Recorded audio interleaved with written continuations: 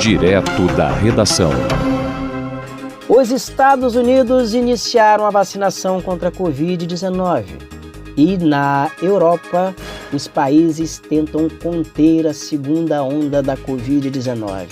Eu sou Roberto Barbosa e você confere comigo nesse podcast Direto da redação. Viu Podcast, a sua mídia digital.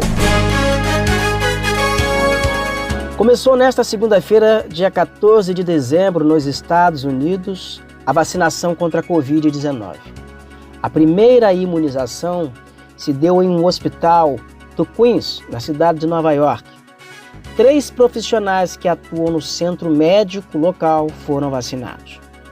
O imunizante autorizado pelos órgãos reguladores dos Estados Unidos foi desenvolvido pelas farmacêuticas Pfizer e a BioNTech. A reportagem da Rádio França faz um pequeno resumo deste início de vacinação no país, que se tornou o epicentro mundial da Covid-19. Confira. Cerca de 3 milhões de americanos serão imunizados. O governador do Kentucky disse que seu estado seria o primeiro a receber lotes da vacina. Segundo a Pfizer, 20 aviões transportarão diariamente milhares de caixas do imunizante refrigeradas a 70 graus negativos. Os Estados Unidos registraram 231 mil novas contaminações em 24 horas, 1.100.000 em 5 dias. Portal Viu. O mundo na palma da mão. Os Estados Unidos poderiam vivenciar uma realidade bem diferente do que o mundo está testemunhando. O país mergulhou nesta crise humanitária em função de um presidente irresponsável, negacionista, que confronta a ciência. Donald Trump entra para a história como um governante que conduziu a potência bélica mais poderosa do planeta para uma situação de calamidade. Eu diria mais, ele cometeu um crime contra o próprio povo de sua pátria. Na Europa, a situação também é crítica. A Alemanha está novamente entrando em lockdown, em função do aumento dos casos de Covid-19. A recomendação dos governos é para que as pessoas se mantenham recolhidas e evitem sair às compras de Natal. Isso é o que está acontecendo agora na Alemanha. O governo está pedindo para que as pessoas elas façam uma opção preferencial por compras pela internet. Essas medidas elas demoraram, elas chegam tardiamente na França, porque quando houve a primeira onda da Covid, os governos promoveram uma abertura, os governos, países da Europa. Então isso propiciou uma volta da Covid-19 de forma muito mais acentuada. Na França, o governo retoma as testagens massivas. Vamos conferir as medidas que estão vigorando nos países europeus nessa segunda onda da Covid-19, na reportagem da Rádio França. Na Europa, a Alemanha se prepara para entrar novamente em lockdown, depois que as medidas restritivas impostas há 6 semanas não conseguiram reduzir o ritmo de infecções. A partir de quarta-feira, lojas e escolas fecharão no país até pelo menos o dia 10 de janeiro. O correspondente da RFI em Berlim, Márcio Damasceno, tem mais informações. O sentimento generalizado é de que as novas medidas restritivas já chegam tarde.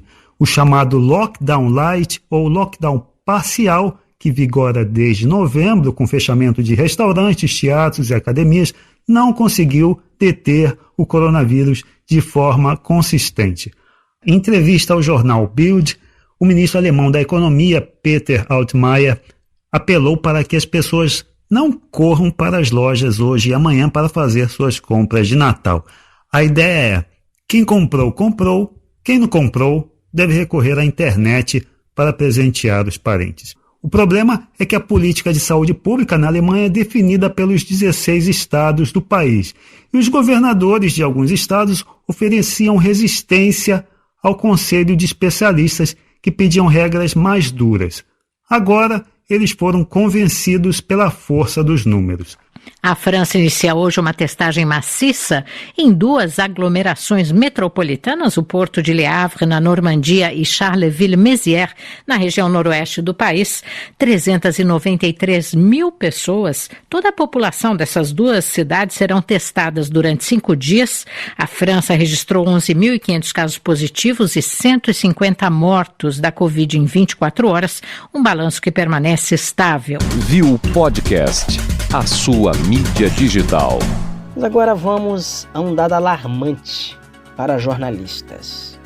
Em meio à crise de saúde global, aumentou o número de profissionais que estão presos por exercer o ofício de apurar e divulgar informações. Em muitos países que tentam maquiar dados, maquiar estatísticas, o trabalho jornalístico amplo, geral e irrestrito é crime. Difundir números informando a real situação da pandemia em determinadas nações é crime e provoca prisão de jornalistas. Muito antes da pandemia do novo coronavírus, o mundo já estava diante de tempos estranhos. Consumava-se a volta de governos autoritários por meio do voto, uma elevação na temperatura do negacionismo, a descrença na ciência. Na Itália tem um movimento anti-vacina fortíssimo.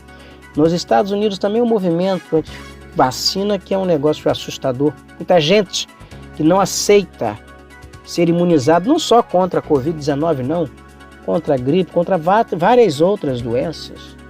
Na Europa, algumas doenças que no mundo elas já estavam praticamente controladas, elas voltaram ao descontrole, porque tem famílias que não aceitam imunizar crianças. E é uma ordem mundial capenga. Na verdade, era isso que estava acontecendo. Uma ordem mundial capenga sob a hegemonia militar de uma nação despótica. Os Estados Unidos é uma nação autoritária em terras alheias. Ocupam terras alheias para espoliar, como estão fazendo na Síria. E também vivenciamos um conflito gerado pelo deslocamento em âmbito comercial. Você vê que a China ela vai se despontando no mercado econômico mundial, algo que já vinha acontecendo. A China ela se abriu para o mundo, para o comércio mundial. Na economia globalizada, a China se posicionou bem como fornecedora de mercadorias, como fornecedora de serviços, assim como a Índia. A Índia era grande fornecedora de serviços. E os Estados Unidos saiu perdendo nesta guerra comercial. Os Estados Unidos foram se deslocando, foram deslocados do protagonismo comercial. Então isso assustou, isso provocou uma reação. De forma que há uma disputa comercial ainda protagonizada pela China e os Estados Unidos. Uma série de sanções. E não são sanções unilaterais, são sanções, na verdade, recíprocas. Porque na medida em que os Estados Unidos tentam punir a China, cria restrições para o mercado chinês, o governo da China também responde com restrições contra mercadorias dos Estados Unidos. Então são tempos muito estranhos.